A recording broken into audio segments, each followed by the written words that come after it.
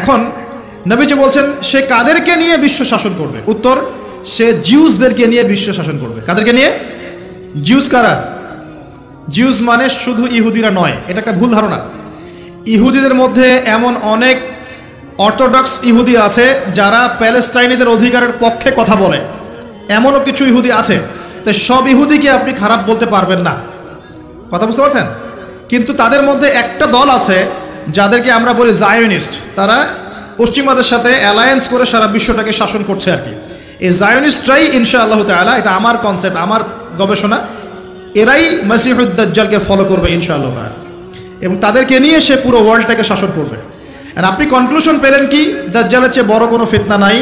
সে মানুষের রূপে এখনো বের হয় নাই, কিন্তু পৃথিবীতে আছে, বের হবে। কোন কোন জায়গা থেকে তাও বলে দিলাম। পৃথিবীতে এসে সে কী করবে? এই ম্যাসাকার করবে, এবং সে তার অনুসারীদেরকে জান্নাত দিবে, যারা ফলো করবে না ওদেরকে ধ্বংস করে ফেলবে। এবং সে কাদেরকে নিয়ে শাসন করবে এটাও আপনাকে দেখিয়ে দিলাম। এখন আসেন, সে যাদেরকে নিয়ে ওয়ার্ল্ডটাকে শাসন করবে তাদের দিকে একটু তাকিয়ে দেখি। আজকে থেকে 100 বছর আগে এই জায়োনিস্ট বা জায়োনিজমের সাথে যারা জড়িত, ইহুদিদের কি কোনো থাকার জায়গা ছিল? তারা কি প্যালেস্টাইনে ছিল? তাদের কি পরনে পোশাক ছিল? তারা কি সেখান থেকে প্যালেস্টাইনিদেরকে বহিষ্কার করতে পেরেছিল? 100 বছর না, আমি আপনাকে 2000 বছরের কথা বলছি। কত বছর? 2000 বছর পর্যন্ত তারা সেখানে প্রবেশ করতে পারে নাই। আর রাসূল সাল্লাল্লাহু আলাইহি ওয়াসাল্লামের জামানা, তারপর আবু বকর সিদ্দিক, তারপর ওমর, তারপর উসমান, তারপর আলী রাদিয়াল্লাহু আনহুম, তারপর উমাইয়াদের প্রায় 90 বছর, আব্বাসীয়দের 500 বছর, ফাতেমিদের খেলাফত, কর্ডোভার ইসলামী খেলাফত, মামলুকদের শাসন, সালাউদ্দিন আইয়ুবী রাহিমাহুল্লাহর সময়, এই মোগলদের সময়, ওসমানীয়দের সময়, কোনো সময় তারা প্যালেস্টাইনে ঢুকতে পারে নাই। 1914-এ যখন ফার্স্ট ওয়ার্ল্ড ওয়ার হয়েছে, তারপর ব্রিটেন সেখান থেকে চলে গিয়ে ওদেরকে জায়গা করে দিয়েছে।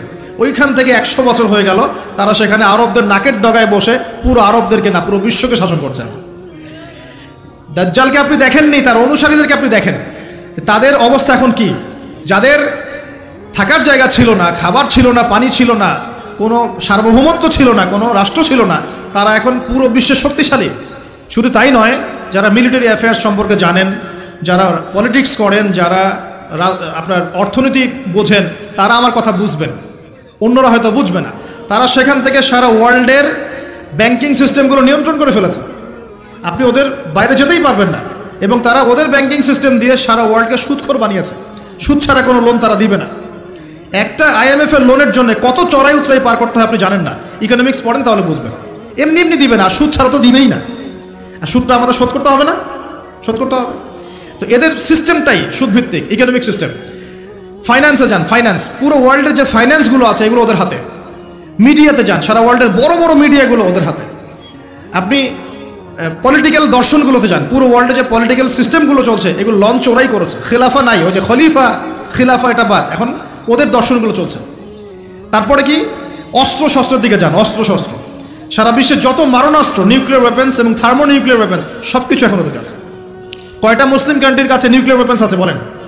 কয়টা মুসলিম কান্ট্রির কাছে আকাশ প্রতিরক্ষা ব্যবস্থা আছে, মিসাইলস আছে? উত্তর কোরিয়ার কাছে থাকলেও দেখা যায় যে তুরস্কের কাছে নাই। দেখবেন যে কি বলবো, চায়না, রাশিয়া, ওদের কাছে থাকলেও আমাদের আরব কান্ট্রির কাছে নাই। তো দেখেন, ওয়ার্ল্ডকে এই জায়গা থেকে বোঝেন, বিশৃঙ্খলা করে না। দাজ্জালকে যদি বিশ্ব শাসন করতে হয়, আপনাকে যদি বিশ্ব শাসন করতে হয়, আমাকে যদি বিশ্ব শাসন করতে হয়, তাহলে আমাকে বিশ্বের মিডিয়া, প্রযুক্তি, ফাইন্যান্স, ইকোনমিক্স, পলিটিক্স নিয়ন্ত্রণ করতে হবে কি হবে না? সহজ কথা বলেন, হবে কি হবে না? হবে না? আপনার যদি ইকোনমিক কোনো পাওয়ার না থাকে, ডমিনেন্স না থাকে, আপনি কি সারা ওয়ার্ল্ডের ইকোনমি নিয়ন্ত্রণ করতে পারবেন? শ্রীলঙ্কা কি পারবে সারা বিশ্বের ইকোনমি নিয়ন্ত্রণ করতে? পারবে? বাট USA পারে, কারণ ডলার। কারণ কি? ডলার। বুঝতে পারছেন কথা? এই যে মালদ্বীপ কি পারবে সারা ওয়ার্ল্ডের মিডিয়া নিয়ন্ত্রণ করতে? পারবে? পারবে না। বাট ইসরায়েল পারবে, বাট বিকজ ওর কাছে গুগল, অ্যাপেল সব ওদের। তার মানে এক কথায় ওয়ার্ল্ডকে রুল করতে হলে আপনার ওয়ার্ল্ডের বড় বড় জিনিসগুলোকে নিয়ন্ত্রণ করতে হবে না? দাজ্জাল না আসলেও তার অনুসারীরা এগুলো অলরেডি নিয়ন্ত্রণ করে ফেলেছে। আমি কি এখন আপনার থেকে বোঝাতে পারছি যে নূর বা আলো কি জিনিস? নূর অর্জন করলে আপনি এমন কিছু দেখবেন, এমন কিছু বুঝবেন যেটা সবাই বুঝবে না। কিন্তু একজন সাহাবীর নাম বলি, আনাস বিন নাজার। কি নাম? আনাস বিন নাজার রাদিয়াল্লাহু আনহু। তিনি উহুদের যুদ্ধের মাঠে কি করছেন আমি আপনাকে একটু দেখাই। একটা গুজব ছড়িয়ে পড়েছে যে মুশরিকরা মুহাম্মদ সাল্লাল্লাহু আলাইহি ওয়াসাল্লামকে তাকে হত্যা করেছে, নাউজুবিল্লাহ। কারণ উহুদে যদি আমাদের নবীর এখানে আঘাত লেগেছে, এই যে ভ্রুর এই নিচে কড়া ঢুকে গেছিল, একটু পায়ের মধ্যে আঘাত পেয়েছিলেন, তারপর দাঁত মোবারক শহীদ হয়ে গিয়েছিল। আব্দুল্লাহ বিন কামিয়া নামে এক লানাহুল্লাহ এক মুশরিক নবীজিকে আঘাত করেছিলেন, ঠিক আছে। তো একটা গুজব ছড়িয়ে পড়েছিল যে মুশরিকরা মুহাম্মদ সাল্লাল্লাহু আলাইহি ওয়াসাল্লামকে হত্যা করেছে, নাউজুবিল্লাহ। তখন অনেক সাহাবী অস্ত্র ফেলে দিয়ে বসে যান, যে নবী নাই আমরা আর যুদ্ধ করে কি করব, কথা বুঝতে পারছেন? তারা হাতে হাত রেখে বসে আছে। এখন এই আনাস বিন নাদর রাদিয়াল্লাহু আনহু তিনি বলছেন, কি হয়েছে তোমাদের, সমস্যা কি? তখন সাহাবীরা বলছেন, মুহাম্মদ সাল্লাল্লাহু আলাইহি ওয়াসাল্লাম তো শহীদ হয়েছেন, ইন্তেকাল করেছেন, আমরা যুদ্ধ করে কি করব? তখন আনাস বিন নাদর রাদিয়াল্লাহু আনহু বলছেন যে মুহাম্মদ সাল্লাল্লাহু আলাইহি ওয়াসাল্লাম যদি নিহত হয়ে থাকেন তাহলে আমরা আর বেঁচে থেকে কি করব? চলো আমরা যুদ্ধ করে শহীদ হয়ে যাই, আমরা আর এখানে বেঁচে থেকে কি করব? তখন তিনি ছুটছেন ঘোড়া নিয়ে। আর সাদ বিন মুয়াজ নামে একজন সাহাবী, কোন সাহাবী? সাদ বিন মুয়াজ। এই সাহাবী বলছেন যে তুমি কোথায় ছুটছো? তখন আনাস বিন নাদর রাদিয়াল্লাহু আনহু বলছেন, আল্লাহর কসম করে বলছি আমি উহুদ পাহাড়ের পিছন থেকে জান্নাতের ঘ্রাণ পাচ্ছি। কে বলছে এই কথা? আনাস বিন নাদর রাদিয়াল্লাহু আনহু। তিনি ছুটে গেলেন, গিয়ে বীর বিক্রমে যুদ্ধ করলেন। পরে তিনি যখন শহীদ হয়েছেন তার লাশটাকে চেনাই যাচ্ছে না, তার লাশের মধ্যে ৮০টার বেশি তরোয়ারের আঘাত ছিল। কতটা? পরে হাতের নখ, তার বোন যুদ্ধ শেষে হাতের নখ দেখে তাকে শনাক্ত করেছেন, ইনি আনাস বিন নাদর রাদিয়াল্লাহু আনহু। তো এই যে সাহাবী জান্নাতের ঘ্রাণ পেলেন না? পেয়েছেন? সবাই সব কিছু দেখবে না, সবাই সব কিছু শুনবে না। আল্লাহ পাক যাদেরকে নূর দিবেন আল্লাহর পক্ষ থেকে, তারা অনেক কিছুই দেখবে যেটা অন্যরা বুঝতে পারবে না। এখন আমি দেখালাম সে সশরীরে এখনো বের হয় নাই, তাতে কি হয়েছে? তার অনুসারীরা কিন্তু সারা ওয়ার্ল্ডে এখন শক্তিশালী হয়ে গেছে, এবং এটা বিশ্বে প্রথমবারই হয়েছে, এর আগে কখনো হয়নি এমনটা। বরং বিশ্বে শতাব্দীর পর শতাব্দী ইহুদি খ্রিস্টানদের মধ্যে কোনো বন্ধুত্ব ছিল না, বরং এরা একে অপরের শত্রুই ছিল। 1800 শতাব্দীতে এসে 1897-এর দিকে এসে এরা এই মুভমেন্ট ফর্ম করে বিশ্বে এগিয়ে গেছে। তো ওরা যখন এত শক্তিশালী হয়েছে, আমরা এই সময় কি করছিলাম ভাই? আমরা ওই সময় আমাদের অটোম্যান খেলাফত হারিয়ে ফেলেছিলাম, প্রত্যেকটা মুসলিম কান্ট্রির মধ্যে ফাসাদ লাগিয়ে দেওয়া হয়েছিল, আমাদের আধ্যাত্মিকত্ব কমে গেছে, নামাজ ছেড়ে দিয়েছে অনেকেই, কোরআন থেকে দূরে সরে আসছি, সুন্নাহ থেকে দূরে সরে আসছি। হ্যাঁ, ইখতিলাফি মাসআলাগুলো কিনা আমরা আপোষে তর্কে লিপ্ত আছি, পলিটিক্যালি এবং ধর্মতাত্ত্বিকভাবে আমরা একে অপরের সাথে লড়াই করছি। আমরা আমাদের অরিজিনাল এনিমিদেরকে ফাইন্ড আউট করতে এখনো পারি নাই। আমরা আমাদের জীবনের লক্ষ্যটাই অনেকে বুঝতে পারি নাই, কী কারণে আমরা পৃথিবীতে এসেছি। তো শুধু হালুয়া রুটি আর সেমাই খেলে কি হবে? ওয়ার্ল্ড অ্যাফেয়ার্সটা বুঝতে হবে, কোরআন সুন্নাহ দিয়ে আমাকে ডিল করতে হবে। এখন প্রশ্ন হচ্ছে, এই বিষয়টা কি চিরস্থায়ী হবে? উত্তর না। মুসলিমদের উপরে যে ডমিনেন্স এবং আমাদের ব্যাকফুট চলে আসা, এটা কিন্তু চিরস্থায়ী হবে না ইনশাআল্লাহ তাআলা। ইনশাআল্লাহ তাআলা অচিরে আল্লাহ রাব্বুল আলামিন মুসলিমদের এই দুরবস্থাগুলো কাটিয়ে ফেলবে ইনশাআল্লাহ। মুসলিমদেরকে আল্লাহ পাক ইমামুল মাহদির নেতৃত্ব দিবেন, ঈসা ইবনে মারইয়ামকে আল্লাহ পাক আবার পাঠাবেন, এবং তাদের হাতে আবারও ইনশাআল্লাহ তাআলা এই প্যালেস্টাইন মুক্ত হবে ইনশাআল্লাহ। শুধু তাই নয়, সেখান থেকে নবী ঈসা ইবনে মারইয়াম সারা বিশ্বে ইসলাম প্রতিষ্ঠা করবেন ইনশাআল্লাহ। যারা তাকে মেনে নিবে তারাও সম্মানিত হবে, যারা ইসলামকে মেনে নিবে সম্মানিত হবে, কোরআনকে মেনে নিবে সম্মানিত হবে, সুন্নাহকে মানবে সম্মানিত হবে ইনশাআল্লাহ। যারা মেনে নিবে আল্লাহ পাক তাদেরকে সম্মানিত করবেন ইনশাআল্লাহ, আর যারা মানবে না আল্লাহ পাক তাদেরকে সরিয়ে দিবেন। আল্লাহর আযাব গজব আসলে কেউ পার পাবে না ইনশাআল্লাহ। এরপর কি? এরপর মানুষ আবারও খারাপ হওয়া শুরু করবে, এবং সেই খারাপ মানুষদের সামনেই কিয়ামত হয়ে যাবে। প্রিয় ভাইয়েরা, কোরআন এবং হাদিস পড়ুন এবং বুঝুন। আমাদের করণীয় কতটুকু? আমাদের করণীয় ফিক্স করে নেন। আমাদের করণীয় 1 নাম্বার জ্ঞান অর্জন করা। জ্ঞান নাই, কিছুই করতে পারবো না। আর শুধু একমুখী শিক্ষা যথেষ্ট নয়, আমাদেরকে জেনারেল শিক্ষা অর্জন করতে হবে, ইসলামিক শিক্ষা অর্জন করতে হবে। দুটাকে কম্বিনেশন করে ওয়ার্ল্ডকে ডিল করতে হবে। 2 নাম্বার আমল করতে হবে। শুধু জ্ঞান যথেষ্ট নয়, আমলের প্রয়োজন আছে, জানা অনুযায়ী আমলের প্রয়োজন আছে। 3 নাম্বার, রিজিকগুলো হালাল করতে হবে, হারাম রিজিকে যাওয়া যাবে না। 4, পারিবারিক আদর্শগুলো সুন্দর করতে হবে। পারিবারিক আদর্শগুলো ঠিক করেন, ইনশাআল্লাহ ইসলাম সমাজে প্রতিষ্ঠা হবে। 5 নাম্বার, আমর বিল মারুফ নাহি আনিল মুনকারের কাজ করতে হবে। সৎ কাজের আদেশ করতে হবে, অসৎ কাজে নিষেধ করতে হবে। আমরা সদুপদেশ দিবে, সৎ কাজে আদেশ করবে, অসৎ কাজে নিষেধ করবে, কোরআন সুন্নাহ দিয়ে সত্যতা উপস্থাপন করবে। যার ইচ্ছা হবে মানবে, যার ইচ্ছা হবে মানবে না, দ্যাটস অল। আর প্রয়োজন হচ্ছে আমাদের যে প্রতিভা আল্লাহ পাক দিয়েছেন, জান মাল সময় শ্রম কথা কলম অ্যাসোসিয়েশন যেটাই হোক, যতটুকু প্রতিভা আল্লাহ পাক দিয়েছেন এটা দিয়ে ইসলামকে এগিয়ে নেওয়ার চেষ্টা করতে হবে। আপনি লিখতে পারেন লিখেন, বলতে পারেন বলেন, আপনি অ্যাসোসিয়েশন ভালো বোঝেন, একটা ফাউন্ডেশন করেন, সমাজ কল্যাণমূলক কাজ করেন, এতিমদের জন্য কিছু করেন, বিধবাদের জন্য কিছু করেন, একটা মসজিদ মাদ্রাসা করেন, একটা ভালো স্কুল কলেজ করেন, এমন কিছু করেন যেটা নিয়ে আপনি ইসলামের কল্যাণে আল্লাহর কাছে আপনার দলিল পেশ করতে পারেন যে আমি দুনিয়াতে থেকে আল্লাহ তোমার দিনের জন্য এতটুকু করে আসতে পেরেছি। ইনশাআল্লাহ সবার ক্ষুদ্র ক্ষুদ্র প্রচেষ্টা একসাথে হলে ইসলাম বিজয়ী হবে ইনশাআল্লাহ। আপোষের বিভক্তিগুলো কমিয়ে ফেলেন, আপোষের বিভক্তিতে যায় না, ছোট ছোট বিষয়গুলোতে সময় নষ্ট করেন না। যখন সারা ওয়ার্ল্ডে মুসলিমরা মার খাচ্ছে, ইয়েমেনের বাচ্চাদের রক্ত ঝরছে, এই যে রোহিঙ্গাদের কী অবস্থা দেখেন, উইঘুরদের কী অবস্থা দেখেন, সিরিয়ার অবস্থা দেখেন, ইরাকের অবস্থা দেখেন, আর আমরা এগুলো নিয়েই পড়ে আছি। সুবহানাল্লাহ, সুবহানাল্লাহ। আর যখন আমরা প্রশস্ত দৃষ্টির কথা বলছি, কিছু মানুষ এই ফ্লোটাকে থামিয়ে দেওয়ার জন্যে আমাদের পিছনে এই খারেজি, এই সন্ত্রাসী, এই হাবিজাবি টাইটেল দিচ্ছে। সুবহানাল্লাহ। একটা বিষয় খেয়াল রাখবেন, সবাই কিন্তু সরাসরি ইসলামের শত্রুতা করে না। বহু মানুষ আছে দিনের লেবাসেও ইসলামের শত্রুতা করছে।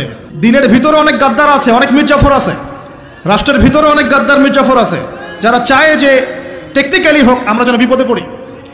ভিতরের শত্রুকে চিনতে শিখুন, কারণ এগুলো হচ্ছে সবচেয়ে ডেঞ্জারাস। বাইরের শত্রু থেকে তো আমরা চিনি, জিউসরা, আমাদের পশ্চিমা সভ্যতা, এটা ওইটা আমরা তো চিনি যে স্পষ্ট ওরা মুসলিমদের উন্নতি চায় না, কল্যাণ চায় না। ভিতরের শত্রু থেকে চিনবেন কিভাবে? ভিতরে ঢুকে এক শ্রেণী মানুষ বলছে নবী মুহাম্মদ সাল্লাল্লাহু আলাইহি ওয়াসাল্লাম শেষ নবী নন, আরও নবী আসতে পারে। নবী সাল্লাল্লাহু আলাইহি ওয়াসাল্লাম মেরাজের রাতে যখন গিয়েছেন আল্লাহ পাকের সাথে সাক্ষাতে, তখন জাহান্নামে তিনি দেখেছেন বেশিরভাগ অধিবাসী নারী জাতি। কোন জাতি? নারী জাতি। প্রশ্ন একটা, কেন? উত্তর কিছু বের হয়েছে। এক, তারা কুফরি করে। কীরকম কুফরি করে?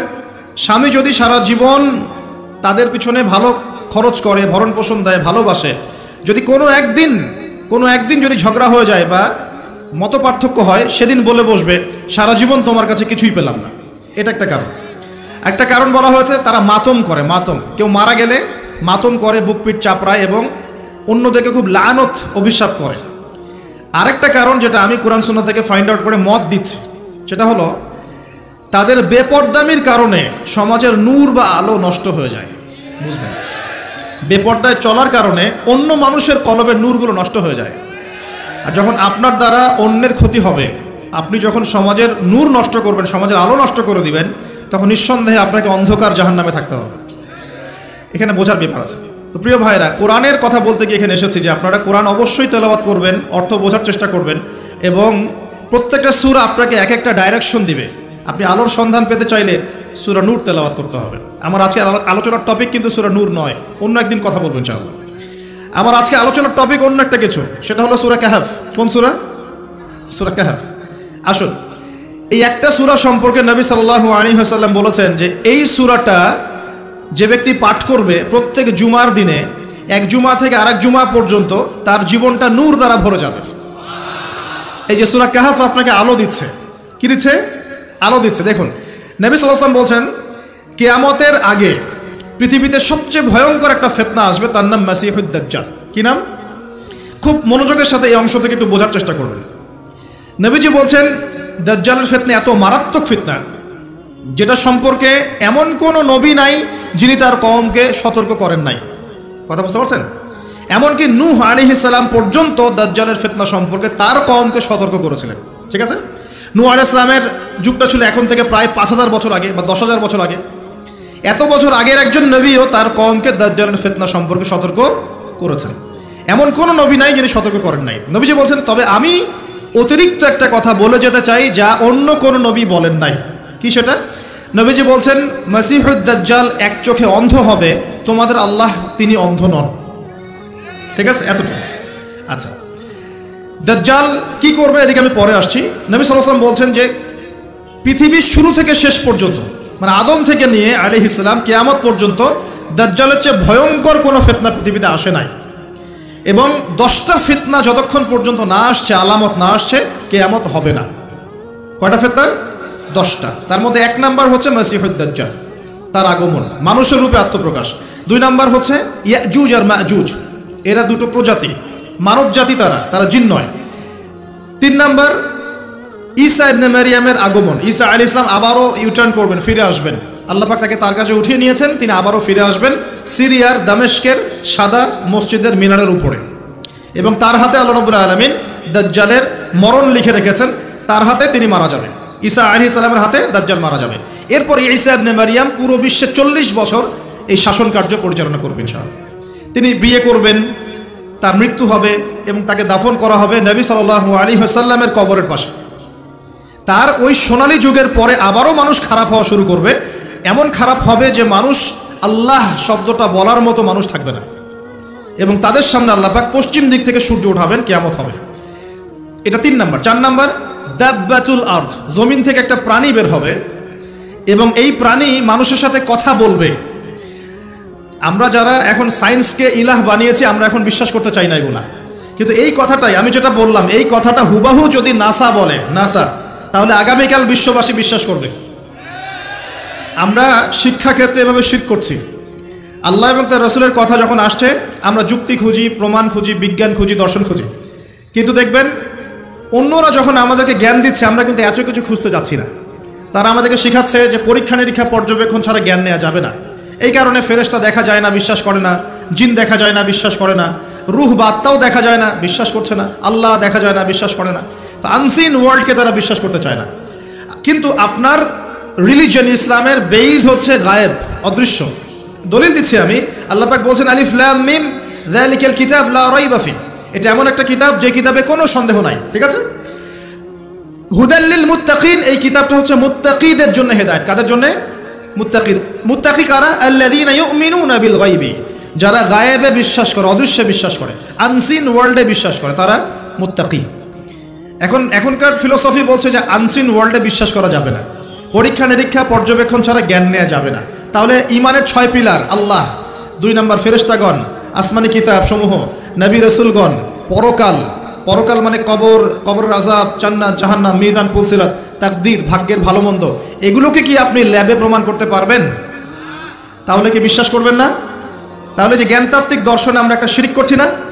শিরক করছি। কিন্তু তো যেটা বলছিলাম প্রিয় ভাইয়েরা, যে দেখুন, যদি নাসা বলে দাব্বাতুল আরদ বের হবে, মানুষ কিন্তু বিশ্বাস করবে। এখন আমরা বলছি মানুষ বিশ্বাস করছে না, শুধু বেরই হবে না, সে মানুষের সাথে কথাবার্তা বলবে। সুবহানাল্লাহ। তারপরে বলছেন 4টা বলেছি, 5, 6, 7 হচ্ছে 3টা বড় বড় ভূমিকম্প। 3টা বড় বড় ভূমিকম্প না, শুধু ভূমি ধস, মানে ভূমিটা নিচে ধসে যাবে। একটা পৃথিবীর পূর্ব দিকে, দ্বিতীয়টা পৃথিবীর পশ্চিম দিকে, আর তৃতীয়টা হচ্ছে পৃথিবীর মাঝখানে। পূর্ব দিক মানে কিন্তু আমাদের এই কন্টিনেন্ট পুরোটাই, ইন্দোনেশিয়া, মালয়েশিয়া থেকে শুরু করে পুরো শ্রীলঙ্কা, ভারত, পাকিস্তান, এভরিথিং পূর্ব দিক, পশ্চিমা সভ্যতা। মাঝখান মানে এই জাজিরাতুল আরব, এখানেও ভূমিকম্প হচ্ছে। আর আল্লাহ পাকের গজব যখন আসে, তখন কিন্তু ভালো মন্দ সবার উপরে আসবে। একটা দলিল দিয়ে দেই, জাইনাব বিনতে জাহাশ রাদিয়াল্লাহু আনহা, নবী সাল্লাল্লাহু আলাইহি ওয়াসাল্লামের স্ত্রী, তিনি আছেন, নবী সাল্লাল্লাহু আলাইহি ওয়াসাল্লাম ঘুমাচ্ছেন। হঠাৎ তিনি ঘুম থেকে উঠলেন এবং খুব আতঙ্কিত একটা অবস্থায় উঠে বলছেন, লা ইলাহা ইল্লাল্লাহ, লা ইলাহা ইল্লাল্লাহ, ওয়াইলুল লিল আরব, আরবদের জন্য ধ্বংস, আরবদের জন্য ধ্বংস, মিন শাররি ক্বাদ ইকতারাব, কি ভয়াবহ ফিতনা ধেয়ে আসছে ওদের দিকে।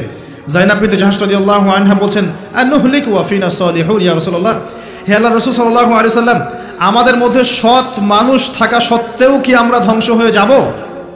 চমৎকার প্রশ্ন না? আমাদের মধ্যে সৎ ব্যক্তি থাকা সত্ত্বেও কি আমরা ধ্বংস হব? নবীজি বলছেন, নাআম, অবশ্যই ধ্বংস হবে। ইযা কাসুরাতিল খাবাস, যখন সমাজের মধ্যে অশ্লীলতা, বেহায়াপনা ছড়িয়ে পড়বে, তখন সবাই ধ্বংস হয়ে যাবে। আল্লাহ পাকের গজব আসলে ভালো মন্দ সবার উপরই আসবে, জালেমদের উপর খাস করে আসবে না। আচ্ছা, ভূমিকম্পের পর কি? ইয়েমেন থেকে আগুন বের হবে। নবীজি বলেন, ইয়েমেন থেকে আগুন বের হবে এবং আগুনটা কিয়ামতের মাঠের দিকে মানুষকে তাড়িয়ে নিয়ে যাবে। আর পশ্চিম দিক থেকে সূর্য উঠবে। যখন এমন হবে, তখন তওবার দরজা বন্ধ হয়ে যাবে। এই 10টা আলামতকে নবীজি বলছেন, এগুলো না আসা পর্যন্ত কিয়ামত হবে না, লিখে নেন, ঠিক আছে?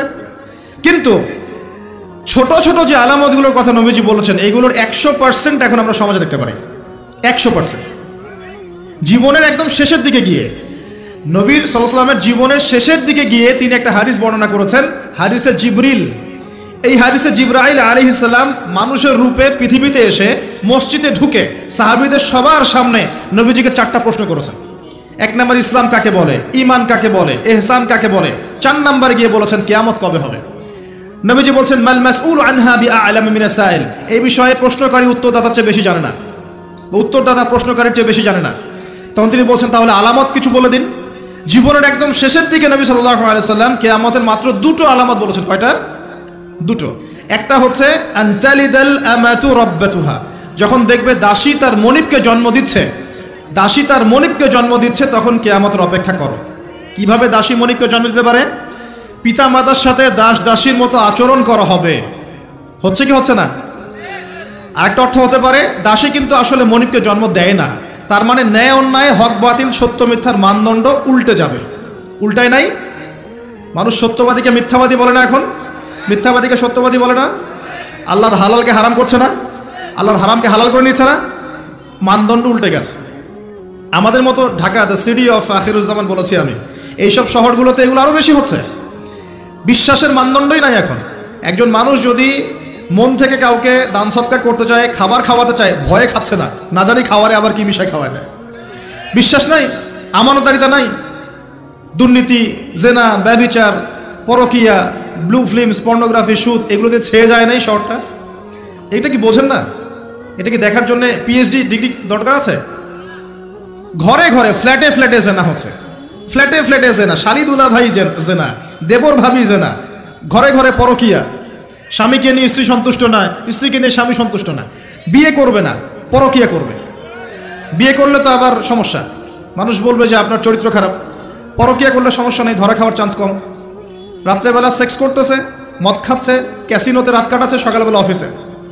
বস্তুবাদিতা, এই যে আপনি দাঁড়ান, এই যে ফ্লাইওভারের উপর গিয়ে দাঁড়াবেন, দেখবেন মানুষ ছুটছে আর ছুটছে, কিসের পিছনে? দুনিয়া। কেমন? সাগরের মধ্যে আঙ্গুল ডুবালে যতটুকু পানি থাকে হাতে, দুনিয়া। পুরো সাগরটাই আখেরাত। কে বুঝাবে শহরের মানুষকে? শহরে ব্যাঙের ছাতার মতো এডুকেশনাল ইনস্টিটিউশন গড়ে উঠেছে, ওঠে নাই? শিক্ষা প্রতিষ্ঠান। কয়টা প্রতিষ্ঠান আপনাকে জ্ঞান শেখাচ্ছে, পরকালীন জ্ঞান? খেয়াল করে দেখবেন। Mills and industries and factories গড়ে উঠছে, আলহামদুলিল্লাহ গড়ে উঠুক, কিন্তু খেয়াল করে দেখবেন সেখানে হারাম রিজিকের একটা ব্যাপক সয়লাভ হচ্ছে, হচ্ছে না? প্রতারণা দিয়ে, দুর্নীতি দিয়ে, সুদ দিয়ে, ঘুষ দিয়ে, জেনা দিয়ে, ব্যভিচার দিয়ে শহরটা ছেয়ে যাচ্ছে নাকি? ছেয়ে গেছে অনেক আগে, আপনি বুঝতে পারছেন না। জেনা তো একটা ট্রেন্ড। এই যে আমাদের কিশোর কিশোরী যারা আছে, এরা ফ্রি মিক্সিংটাকে হারামও মনে করে না। প্রেমিক প্রেমিকার প্রেম করা, জেনা করা, এটাকে হারামও মনে করে না। তারা মনে করে এটা অ্যাফেয়ার করা যায়। এই যুগটার কথাই নবীজি বলছেন সাল্লাল্লাহু আলাইহি ওয়াসাল্লাম। তিনি বলছেন একটা সময় আমার উম্মতের একটা অংশ, সবাই নয়, একটা অংশ মাদক দ্রব্যকে হালাল মনে করবে এবং মাদককে অন্য নাম দিয়ে খাবে। মাদকদ্রব্য নিয়ন্ত্রণ অধিদপ্তর হিমশিম খেয়ে যাচ্ছে মাদকদ্রব্য এই যে বিস্তারটাকে রোধ করতে। কত টাকা পয়সা প্রজেক্ট দেওয়া হচ্ছে দেখবেন, কিন্তু মাদক বাড়ছে। কে খাচ্ছে? মুসলিমরা খাচ্ছে, মুসলিম যুবক খাচ্ছে। আর একটু ধনির দুলাল হতে কোনো কথাই নাই, বিভিন্ন জায়গায় মাদকদ্রব্যের আড্ডাখানায় বসে রাত কাটাচ্ছে না? আপনাদের এখানে স্পা সেন্টারগুলো যেগুলো আছে, এগুলোর মধ্যেও দেখবেন জেনা হচ্ছে, জেনা হয়। এগুলো রিপোর্ট দেখবেন, পেপার পত্রিকা পড়েন। 92% ইয়াং, এখন ইউথ জেনারেশন, এরা পর্নোগ্রাফি দেখে এবং জেনার সাথে সম্পৃক্ততা প্রদর্শন করছে। ছোট ছোট বাচ্চা কাচ্চায় ক্লাস 8, 9, 10 পার হয় নাই, দেখবেন ওই সেক্সুয়াল সম্পর্ক করা শেষ অলরেডি। আপনি মনে করছেন যে আপনার ছেলেটা ছোট, মেয়েটা ছোট, অলরেডি 4-5 ঘাটের পানি খেয়ে চলে আসছে এরা।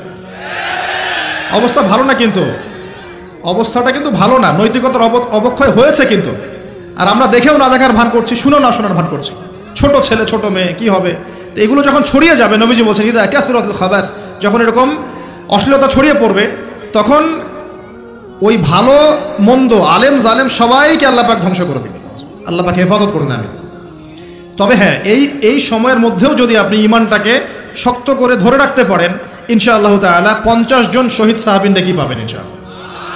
এটাও হাদিস এসেছে যে এরকম অবস্থায় যদি ইমানকে ধরে রাখতে পারে কেউ, নবীর সুন্নাহ মতো চলতে পারে, 50 জন সাহাবীর নেকি আপনি পাবেন ইনশাআল্লাহ তাআলা। একটা বলেছেন দাসীর মনিবকে জন্ম দিবে, মানে ন্যায় অন্যায়ের মানদণ্ড উল্টে গেছে এখন। 2 নম্বরটা খেয়াল করেন এই হাদিসে। 2 নম্বরটা হচ্ছে খুবই ইম্পর্টেন্ট এটা, এবং এটা চাক্ষুষ দেখা যায়।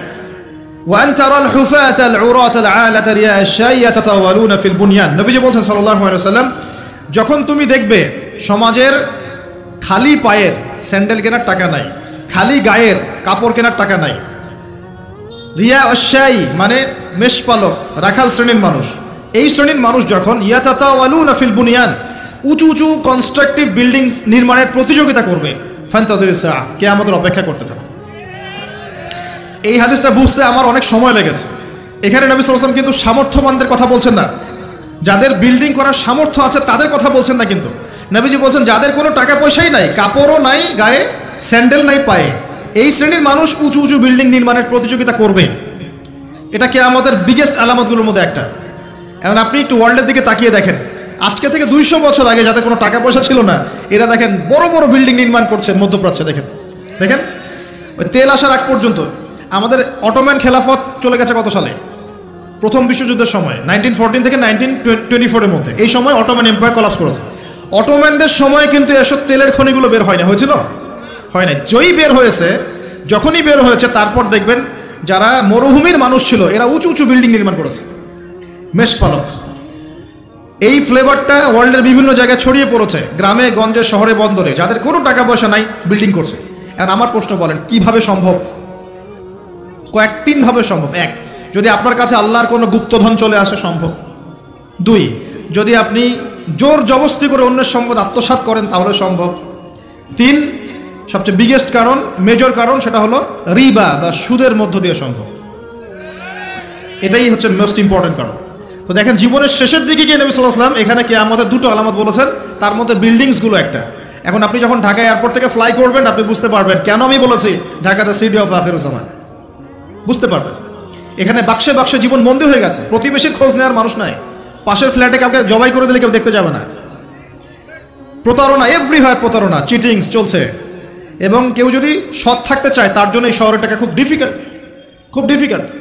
তাই দেখা যায় অনেক সময় ধার্মিকরাও অনেক সময়, ধার্মিকদের একটা অংশ, সবার কথা বলছে না, ধার্মিকদের একটা অংশ ধর্মকে পুঁজি করেও এই শহরে চলার রাস্তা বের করে ফেলেছে, করে নাই? করছে। তো প্রিয় ভাইরা, তারপরেও সুসংবাদ কি? এরকম পরিবেশে থেকেও যদি আমরা কোরআন এবং সুন্নাহর উপর টিকে থাকতে পারি, আর টিকে থাকতে হলে মধ্যমপন্থী হলেই হয়, শৈথিলতাবাদী হবেন না, চরমপন্থী হবেন না, মাঝামাঝি থাকলেই হবে ইনশাআল্লাহ। আপনি 50 জন শহীদ সাহাবীর নেকি পাবেন ইনশাআল্লাহ।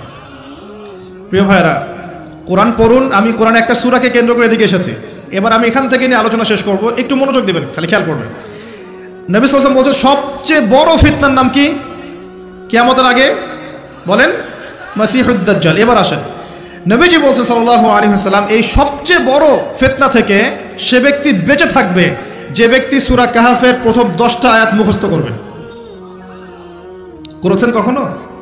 সূরা কাহাফের প্রথম 10টা আয়াত কখনো পড়ে দেখেছেন কি? সুবহানাল্লাহ। কিভাবে মাসিহুদ দাজ্জালের ফিতনা থেকে বাঁচবেন?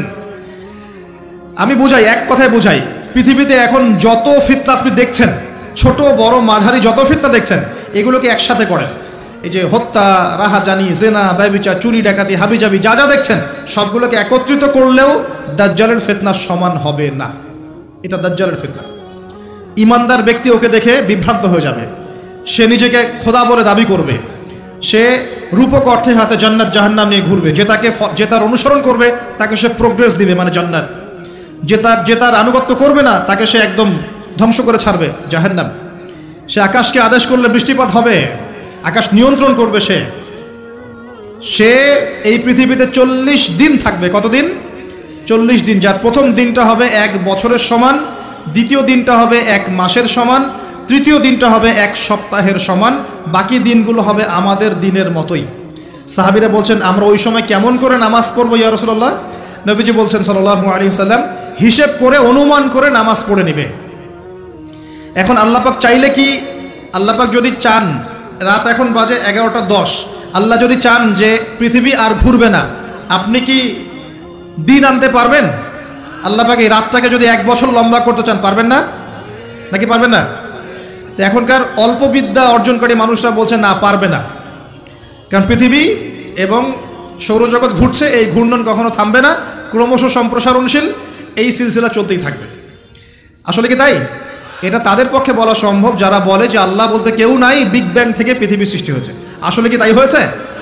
যদি তাই হয়েও থাকে, সূরা আম্বিয়া থেকে আমি দলিল দিচ্ছি। সূরা আম্বিয়ার মধ্যে আল্লাহ পাক বলেছেন আওয়ালাম ইয়ারাল্লাযীনা কাফারু আন্নাস সামাওয়াতি ওয়াল আরদা কানাতা রাতকান ফাফাতাকনাহুমা। আল্লাহ বলছেন কাফেররা কি লক্ষ্য করে দেখে না আসমান সমূহ এবং পৃথিবী একটা বিন্দুর মধ্যে ছিল, অতঃপর আমি সেটাকে পৃথক করে দিয়েছি। এই যে বিগ ব্যাং এর দলিল দেয়া যাবে কোরআন থেকে। যদি আপনি বলেন যে বিগ ব্যাং থেকেই সব সৃষ্টি হয়েছে, আমরা বলবো যে হতে পারে, তবে বিগ ব্যাং এর সৃষ্টিকর্তা হচ্ছেন আল্লাহ রাব্বুল আলামিন। আল্লাহ পাকের আদেশে এটা হয়েছে, আল্লাহকে বাদ দিয়ে নয়। একটা কথা মাঝখানে বলে দেই, এই বিশ্বে এখন 3টা দর্শন চলছে। কয়টা দর্শন? 3টা। একটা হচ্ছে এলিমিনেশন বা এলিমিনেট করা, মানে বিশ্ব থেকে আল্লাহর কনসেপ্টটাকে এলিমিনেট করা হচ্ছে। দেখবেন সব চাক্ষুষ দেখে বিশ্বাস করতে হবে গড বলতে কি, আল্লাহ বলতে কেউ নাই, ঈশ্বর বলতে কেউ নাই, there is no God, godless world, এটা সরাচ্ছে। আমি গড বলেছি ওদের ভাষায় বোঝার জন্য, আল্লাহর প্রতিশব্দ কখনো গড হয় না, ঠিক আছে? একটা এলিমিনেশন। একটা হচ্ছে 2 নম্বর হচ্ছে মেটেরিয়ালিজম, মানে বস্তুবাদিতা, মানুষকে খালি বস্তুবাদিতার দিকে ঠেলে দেওয়া হয়েছে এই যুগে, এই যুগটাতে। আর 3 নম্বর হচ্ছে যে ধর্মকে, রিলিজিয়নকে চ্যালেঞ্জ করা। ধর্মকে চ্যালেঞ্জ করে করে মানুষ বিভিন্ন যুক্তিতর্ক উপস্থাপন করছে। ধর্মের এইটা কেন, পর্দা কেন, ওই কেন, সেই কেন, চোরের কেন হাত কাটতে হবে, ইত্যাদি ইত্যাদি আপনাকে চ্যালেঞ্জ করছে ধর্ম দিয়ে। এই 3টা দর্শন দিয়ে, এই 3টা দর্শনের সাথে দাজ্জালের সম্পর্ক আছে। এই 3টা দর্শনের মধ্য দিয়ে পুরো বিশ্ববাসীকে, ধার্মিকদেরকে আল্লাহর কনসেপ্ট থেকে সরিয়ে নিয়ে অন্য কারো কনসেপ্টের দিকে নিবদ্ধিত করা হচ্ছে, এবং সেটা হচ্ছে মাসিহুদ দাজ্জাল। কারণ শেষ জামানায় বিশাল অংশের একটা মানুষ দাজ্জালের উপাসনা করবে। আমি বলছিলাম সূরা কাহফের প্রথম 10টা আয়াত যদি আপনি মুখস্থ রাখেন, আল্লাহ পাক আপনাকে দাজ্জালের ফিতনা থেকে বাঁচাবে ইনশাআল্লাহ। 40 দিন সে বিশ্ব শাসন করবে। এখন আসেন এখান থেকে কনক্লুশন দিকে যাই, একটু মনোযোগ দেন। দাজ্জাল বিশ্ব শাসন করবে কতদিন? 40 দিন। আচ্ছা, কিভাবে করবে? তার অনুসারী কারা হবে? সে কোথা থেকে বের হবে? উত্তর, তার বের হওয়া সম্পর্কে 3টা বর্ণনা পাওয়া যায়। এক, সে ইস্পাহান থেকে বের হবে। ইস্পাহান হচ্ছে ইরাকের একটা জায়গা, সরি ইরানের একটা জায়গা। কোন জায়গা? ইরানের একটা জায়গা, এবং সেখানে ইস্পাহান নামে একটা জায়গা আছে। এমন হতেই পারে যে ইরান এই জায়গাটুকু অচিরেই বা ভবিষ্যতে ইসরায়েলের অন্তর্ভুক্ত হয়ে যেতেও পারে। কেন? 1974 সালে আরব ইসরায়েল যুদ্ধের সময় কি সিরিয়ার ওই যে আপনার গোলান মালভূমি, মিশরের সিনাই উপত্যকা, এগুলো কি ইসরায়েলের অন্তর্ভুক্ত ছিল? পড়াশোনা করেছেন কিছু? এগুলো ইসরায়েলের অন্তর্ভুক্ত ছিল না, এগুলো মিশরের এবং সিরিয়ার ছিল। মাত্র 6 দিনে সে এই আরবদেরকে পরাজিত করে ওই জায়গাগুলো দখল করে ফেলেছে। মাত্র 6 দিনে। কত দিনে? মাত্র 6 দিনও টিকতে পারে নাই মুসলিমরা তার সামনে। 6 দিনের মধ্যেই মিশরের এটা দখল, ওইটা দখল, ঠিক আছে? তো দেখুন 6 দিনে এটা করতে পেরেছে 1974 সালেই, আর এখন তো 2022 চলছে। তো ইস্পাহানের ওই জায়গা যে ওর অন্তর্ভুক্ত হয়ে যাবে না, কে গ্যারান্টি দেবে? হতেও পারে। আর আপনারা ইরান ইসরায়েলের সম্পর্ক দাকুরাল দেখেন না? দাকুরাল সম্পর্ক কে জানে? আচ্ছা, আরেকটা বর্ণনা এসেছে সে বের হবে খোরাসান থেকে। খোরাসান মূলত এই জায়গাটুকুর মধ্যেই পড়ে যায়। আরেকটা হাদিসের মধ্যে আছে শাম এবং ইরাক, ইরাক এবং শাম। শাম মানে যে প্যালেস্টাইন, লেবানন, জর্ডান, এই পুরো জায়গাটার নাম শাম। এই অংশটুকুর মধ্য থেকে, এর মাঝখানে একটা রাস্তা থেকে দাজ্জাল মানুষের রূপে আত্মপ্রকাশ করবে। দাজ্জাল এখন কোথায় আছে? উত্তর, সে পৃথিবীতেই আছে। কোথায় আছে? পৃথিবীতেই।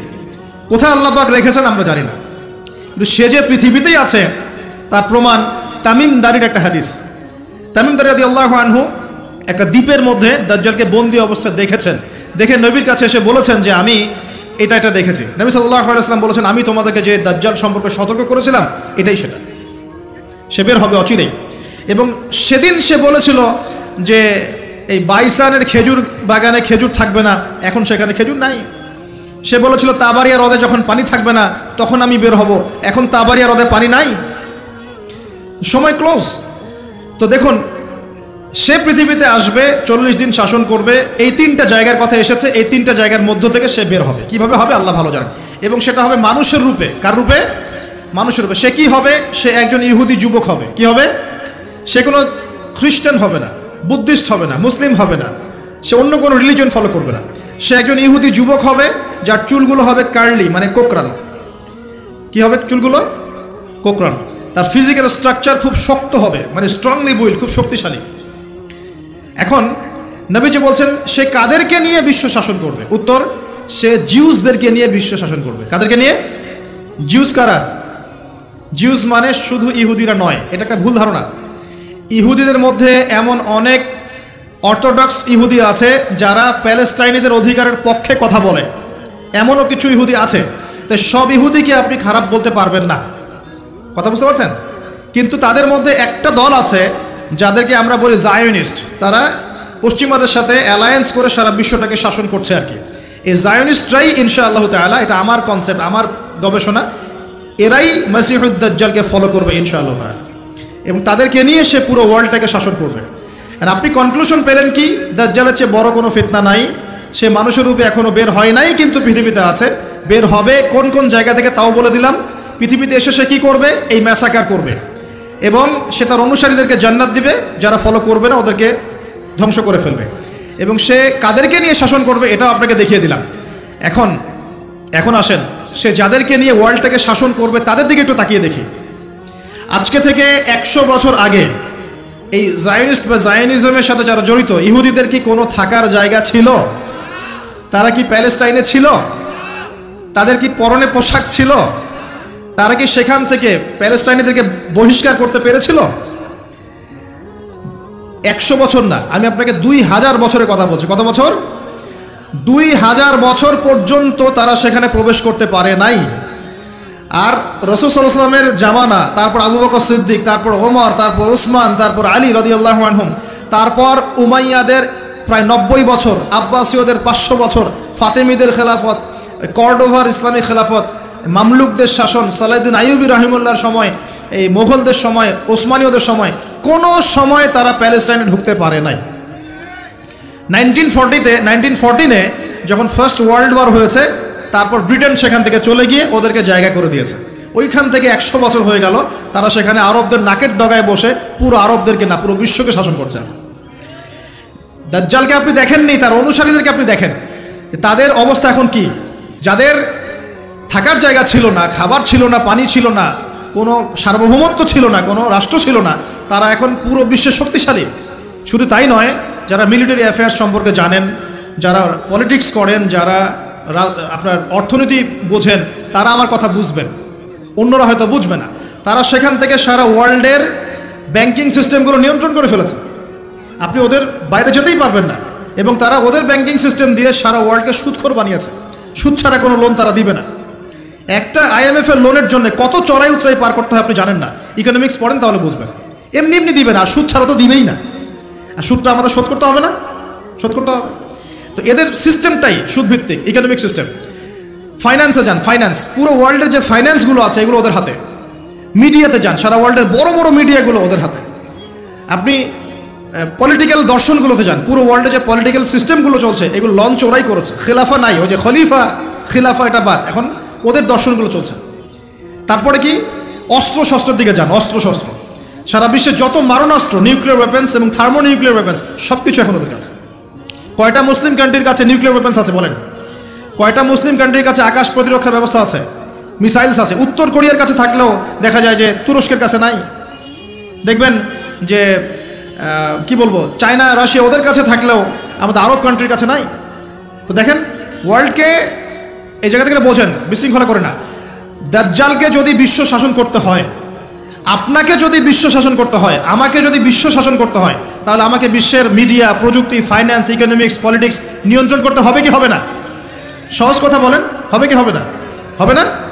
আপনার যদি ইকোনমিক কোনো পাওয়ার না থাকে, ডমিনেন্স না থাকে, আপনি কি সারা ওয়ার্ল্ডের ইকোনমি নিয়ন্ত্রণ করতে পারবেন? শ্রীলঙ্কা কি পারবে সারা বিশ্বের ইকোনমি নিয়ন্ত্রণ করতে? পারবে? বাট USA পারে, কারণ ডলার। কারণ কি? ডলার। বুঝতে পারছেন কথা? এই যে মালদ্বীপ কি পারবে সারা ওয়ার্ল্ডের মিডিয়া নিয়ন্ত্রণ করতে? পারবে? পারবে না। বাট ইসরায়েল পারবে, বাট বিকজ ওর কাছে গুগল, অ্যাপেল ট্যাপেল সব ওদের। তার মানে এক কথায় ওয়ার্ল্ডকে রুল করতে হলে আপনার ওয়ার্ল্ডের বড় বড় জিনিসগুলোকে নিয়ন্ত্রণ করতে হবে না? দাজ্জাল না আসলেও তার অনুসারীরা এগুলো অলরেডি নিয়ন্ত্রণ করে ফেলেছে। আমি কি এখন আপনাদেরকে বোঝাতে পারছি যে নূর বা আলো কি জিনিস? নূর অর্জন করলে আপনি এমন কিছু দেখবেন, এমন কিছু বুঝবেন যেটা সবাই বুঝবে না। কিন্তু একজন সাহাবীর নাম বলি, আনাস বিন নাজার। কি নাম? আনাস বিন নাজার রাদিয়াল্লাহু আনহু। তিনি উহুদের যুদ্ধের মাঠে কি করছেন আমি আপনাকে একটু দেখাই। একটা গুজব ছড়িয়ে পড়েছে যে মুশরিকরা মুহাম্মদ সাল্লাল্লাহু আলাইহি ওয়াসাল্লামকে তাকে হত্যা করেছে। নাউজুবিল্লাহ। কারণ উহুদের যুদ্ধে আমাদের নবীর এখানে আঘাত লেগেছে, এই যে ভ্রুর এই নিচে কড়া ঢুকে গেছিল, একটু পায়ের মধ্যে আঘাত পেয়েছিলেন, তারপর দাঁত মোবারক শহীদ হয়ে গিয়েছিল। আব্দুল্লাহ বিন কামিয়া নামে এক লাআনাহুল্লাহ, এক মুশরিক নবীজিকে আঘাত করেছিলেন। ঠিক আছে? তো একটা গুজব ছড়িয়ে পড়েছিল যে মুশরিকরা মুহাম্মদ সাল্লাল্লাহু আলাইহি ওয়াসাল্লামকে হত্যা করেছে। নাউজুবিল্লাহ। তখন অনেক সাহাবী অস্ত্র ফেলে দিয়ে বসে যান, যে নবী নাই আমরা যুদ্ধ করে কি করব? কথা বুঝতে পারছেন? তারা হাতে হাত রেখে বসে আছে। এখন এই আনাস বিন নাদর রাদিয়াল্লাহু আনহু তিনি বলছেন, কি হয়েছে তোমাদের, সমস্যা কি? তখন সাহাবীরা বলছেন, মুহাম্মদ সাল্লাল্লাহু আলাইহি ওয়াসাল্লাম তো শহীদ হয়েছেন, ইন্তেকাল করেছেন, আমরা যুদ্ধ করে কি করব? তখন আনাস বিন নাদর রাদিয়াল্লাহু আনহু বলছেন যে মুহাম্মদ সাল্লাল্লাহু আলাইহি ওয়াসাল্লাম যদি নিহত হয়ে থাকেন তাহলে আমরা আর বেঁচে থেকে কি করব? চলো আমরা যুদ্ধ করে শহীদ হয়ে যাই, আমরা আর এখানে বেঁচে থেকে কি করব? তখন তিনি ছুটছেন ঘোড়া নিয়ে। আর সাদ বিন মুয়াজ নামে একজন সাহাবী, কোন সাহাবী? সাদ বিন মুয়াজ। এই সাহাবী বলছেন যে তুমি কোথায় ছুটছো? তখন আনাস বিন নদর রাদিয়াল্লাহু আনহু বলছেন আল্লাহর কসম করে বলছি আমি উহুদ পাহাড়ের পিছন থেকে জান্নাতের ঘ্রাণ পাচ্ছি। কে বলছে এই কথা? আনাস বিন নদর রাদিয়াল্লাহু আনহু। তিনি ছুটে গেলেন, গিয়ে বীর বিক্রমে যুদ্ধ করলেন। পরে তিনি যখন শহীদ হয়েছেন তার লাশটাকে চেনাই যাচ্ছে না, তার লাশের মধ্যে ৮০টার বেশি তরোয়ারের আঘাত ছিল। কতটা? পরে হাতের নখ, তার বোন যুদ্ধ শেষে হাতের নখ দেখে তাকে শনাক্ত করেছেন, ইনি আনাস বিন নদর রাদিয়াল্লাহু আনহু। তো এই যে সাহাবী জান্নাতের ঘ্রাণ পেলেন না? পেয়েছেন? সবাই সব কিছু দেখবে না, সবাই সব কিছু শুনবে না। আল্লাহ পাক যাদেরকে নূর দিবেন আল্লাহর পক্ষ থেকে, তারা অনেক কিছুই দেখবে যেটা অন্যরা বুঝতে পারবে না। এখন আমি দেখালাম সে সশরীরে এখনো বের হয় নাই, তাতে কি হয়েছে? তার অনুসারীরা কিন্তু সারা ওয়ার্ল্ডে এখন শক্তিশালী হয়ে গেছে, এবং এটা বিশ্বে প্রথমবারই হয়েছে, এর আগে কখনো হয়নি এমনটা। বরং বিশ্বে শতাব্দীর পর শতাব্দী ইহুদি খ্রিস্টানদের মধ্যে কোনো বন্ধুত্ব ছিল না, বরং এরা একে অপরের শত্রুই ছিল। 1800 শতাব্দীতে এসে 1897-এর দিকে এসে এরা এই মুভমেন্ট ফর্ম করে বিশ্বে এগিয়ে গেছে। তো ওরা যখন এত শক্তিশালী হয়েছে, আমরা এই সময় কি করছিলাম ভাই? আমরা ওই সময় আমাদের অটোম্যান খেলাফত হারিয়ে ফেলেছিলাম, প্রত্যেকটা মুসলিম কান্ট্রির মধ্যে ফাসাদ লাগিয়ে দেওয়া হয়েছিল, আমাদের আধ্যাত্মিকত্ব কমে গেছে, নামাজ ছেড়ে দিয়েছে অনেকেই, কোরআন থেকে দূরে সরে আসছি, সুন্নাহ থেকে দূরে সরে আসছি। হ্যাঁ, ইখতিলাফি মাসআলাগুলো কিনা আমরা আপোষে তর্কে লিপ্ত আছি, পলিটিক্যালি এবং ধর্মতাত্ত্বিকভাবে আমরা একে অপরের সাথে লড়াই করছি। আমরা আমাদের অরিজিনাল এনিমিদেরকে ফাইন্ড আউট করতে এখনো পারি নাই। আমরা আমাদের জীবনের লক্ষ্যটাই অনেকে বুঝতে পারি নাই, কী কারণে আমরা পৃথিবীতে এসেছি। তো শুধু হালুয়া রুটি আর শ্যামাই খেলে কি হবে? ওয়ার্ল্ড অ্যাফেয়ার্সটা বুঝতে হবে, কোরআন সুন্নাহ দিয়ে আমাকে ডিল করতে হবে। এখন প্রশ্ন হচ্ছে, এই বিষয়টা কি চিরস্থায়ী হবে? উত্তর না। মুসলিমদের উপরে যে ডমিনেন্স এবং আমাদের ব্যাকফুট চলে আসা, এটা কিন্তু চিরস্থায়ী হবে না ইনশাআল্লাহ তাআলা। ইনশাআল্লাহ তাআলা অচিরে আল্লাহ রাব্বুল আলামিন মুসলিমদের এই দুরবস্থাগুলো কাটিয়ে ফেলবেন ইনশাআল্লাহ। মুসলিমদেরকে আল্লাহ পাক ইমামুল মাহদির নেতৃত্ব দিবেন, ঈসা ইবনে মারইয়ামকে আল্লাহ পাক আবার পাঠাবেন, এবং তাদের হাতে আবারও ইনশাআল্লাহ তাআলা এই প্যালেস্টাইন মুক্ত হবে ইনশাআল্লাহ। শুধু তাই নয়, সেখান থেকে নবী ঈসা ইবনে মারইয়াম সারা বিশ্বে ইসলাম প্রতিষ্ঠা করবেন ইনশাআল্লাহ। যারা তাকে মেনে নিবে তারাও সম্মানিত হবে, যারা ইসলামকে মেনে নিবে সম্মানিত হবে, কোরআনকে মেনে নিবে সম্মানিত হবে, সুন্নাহকে মানবে সম্মানিত হবে ইনশাআল্লাহ। যারা মেনে নিবে আল্লাহ পাক তাদেরকে সম্মানিত করবেন ইনশাআল্লাহ, আর যারা মানবে না আল্লাহ পাক তাদেরকে সরিয়ে দিবেন। আল্লাহর আযাব গজব আসলে কেউ পার পাবে না ইনশাআল্লাহ। এরপর কি? এরপর মানুষ আবারও খারাপ হওয়া শুরু করবে, এবং সেই খারাপ মানুষদের সামনেই কিয়ামত হয়ে যাবে। প্রিয় ভাইয়েরা, কোরআন এবং হাদিস পড়ুন এবং বুঝুন। আমাদের করণীয় কতটুকু? আমাদের করণীয় ফিক্স করে নেন। আমাদের করণীয় 1 নাম্বার জ্ঞান অর্জন করা। জ্ঞান নাই, কিছুই করতে পারবো না। আর শুধু একমুখী শিক্ষা যথেষ্ট নয়, আমাদেরকে জেনারেল শিক্ষা অর্জন করতে হবে, ইসলামিক শিক্ষা অর্জন করতে হবে। দুটাকে কম্বিনেশন করে ওয়ার্ল্ডকে ডিল করতে হবে। 2 নাম্বার আমল করতে হবে। শুধু জ্ঞান যথেষ্ট নয়, আমলের প্রয়োজন আছে, জানা অনুযায়ী আমলের প্রয়োজন আছে। 3 নাম্বার, রিজিকগুলো হালাল করতে হবে, হারাম রিজিকে যাওয়া যাবে না। 4, পারিবারিক আদর্শগুলো সুন্দর করতে হবে।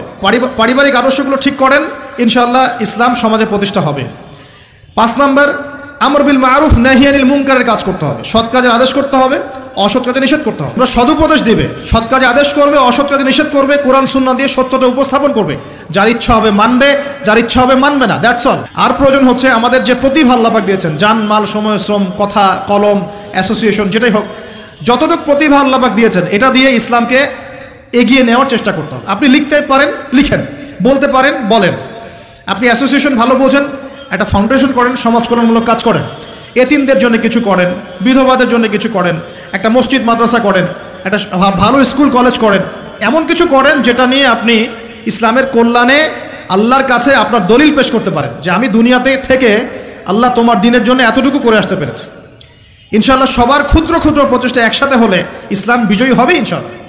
আপোষের বিভক্তিগুলো কমিয়ে ফেলেন, আপোষের বিভক্তিতে যায় না, ছোট ছোট বিষয়গুলোতে সময় নষ্ট করেন না।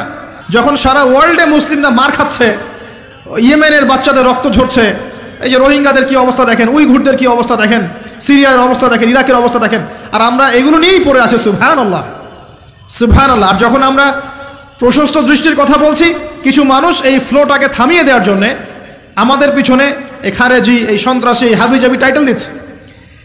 সুবহানাল্লাহ। একটা বিষয় খেয়াল রাখবেন, সবাই কিন্তু সরাসরি ইসলামের শত্রুতা করে না। বহু মানুষ আছে দিনের লেবাসেও ইসলামের শত্রুতা করছে। দিনের ভিতরে অনেক গাদ্দার আছে, অনেক মির্জাফর আছে, রাষ্ট্রের ভিতরে অনেক গাদ্দার মির্জাফর আছে, যারা চায় যে টেকনিক্যালি হোক আমরা যেন বিপদে পড়ি। ভিতরের শত্রুকে চিনতে শিখুন, কারণ এগুলো হচ্ছে সবচেয়ে ডেঞ্জারাস।